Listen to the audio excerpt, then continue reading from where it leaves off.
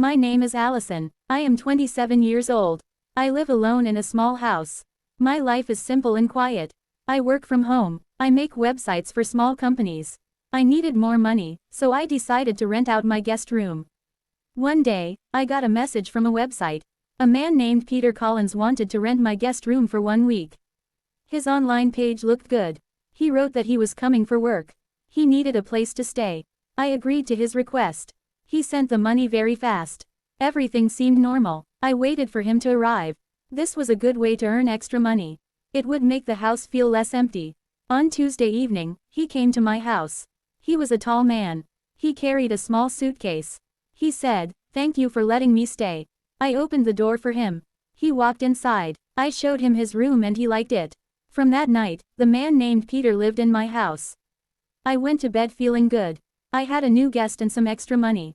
I believed everything was fine. The first 2 days with the guest were nice. He woke up early each morning. He was a very quiet man, but he was always kind and polite. Peter told me he was a writer. He said he was working on a new book and needed a quiet place to think. I felt I could trust him. However, I began to notice strange things. For example, his phone would sometimes ring, but he never answered it. Not once. He would just let it ring until it stopped. Also, his laptop was always closed. When I walked into the living room, it was always shut. One night, I could not sleep. It was very late, maybe 2 o'clock in the morning. I went to the kitchen for some water. As I passed the living room window, I saw him. He was standing in the garden. He was looking out at the street. It looked like he was waiting for someone. I felt confused. When I asked him about it later, he just said, "I like the night air." I did not ask any more questions, but his eyes made me feel uneasy. He was a very strange guest. On the third day, I was in my room working on my computer. Suddenly, my phone rang. It was an unknown number. I felt surprised. I usually did not get calls from unknown numbers. I took a deep breath and answered. A man's voice said, "Hello, this is Peter Collins." I could not believe what I heard. "Sorry," I asked. I thought I must have heard wrong. The man on the phone spoke again. He said, "I am calling about the room I rented. I will arrive next week. I just wanted to confirm the address for my stay." I froze. My hands started shaking. I could hear a sound from the kitchen. It was the man who was already in my house. I whispered into the phone, "You said your name is Peter Collins." The man on the phone said, "Yes, that's me. Is everything okay?" I could not answer him. My mind was racing. The man in my kitchen was not Peter Collins. The real Peter Collins was on the phone talking about coming next week. This meant the man in my house was someone else. He was not who he said he was. He had lied. He was a stranger. Who was he? Why was he here? What did he want? My heart began to beat fast.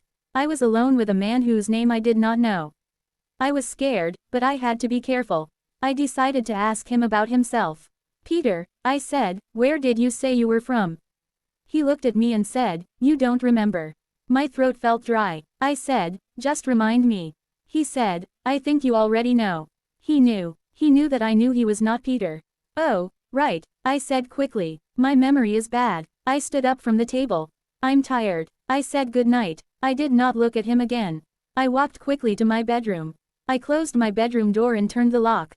I was not safe. The man was a stranger and he was not afraid. I felt alone. I had to leave the house. I opened my door slowly. Music. I walked toward the front door. Then a voice came from behind me. "Going somewhere, Allison?" I turned around fast. He was standing in the living room. "I just need to go to the store," I said. I hoped he would believe me. He walked towards me. He said, "You already know, don't you? You know I am not Peter." My heart stopped. I could not breathe. "Who are you?" I said. He smiled and said, "I am not here to hurt you, Allison. But I need you to listen to me." I did not listen. I did not want to hear anything more. I pushed him with all my strength. He stepped back a little. Near the door on a small table, there was a metal lamp. I grabbed it, lifted it, and hit him. He cried and fell to the ground. I did not wait. I pulled the door open, and ran outside my house. I began to scream for help. I was crying and shaking. My neighbors came outside. They quickly called the police. Soon, police cars arrived. 2 officers came to me and asked what had happened. I told them about the stranger in my home. They listened carefully, then went inside my house to search for him. After some time, the officers came out. They told me the man was gone. Not only him, but all his things were gone, too. His suitcase, his clothes, everything had disappeared. It was like he had never been there. My house was empty and quiet again. The police checked security cameras, but they found nothing. No one had seen him leave. They asked me for his name and I said, Peter. They searched for a man named Peter Collins, but there was no record of anyone with that name or face. There were no fingerprints, no ID, no proof he had ever been in my house. It was a complete mystery. For many weeks after that night, I could not sleep. I was always scared. I felt like he could come back anytime. Months passed. I moved to a new apartment and changed my phone number. I wanted a new safe life. One evening, I came home and saw a key on my kitchen table. It was a house key. It was exactly like the key to my old house. How did it get there? Who put it on my table?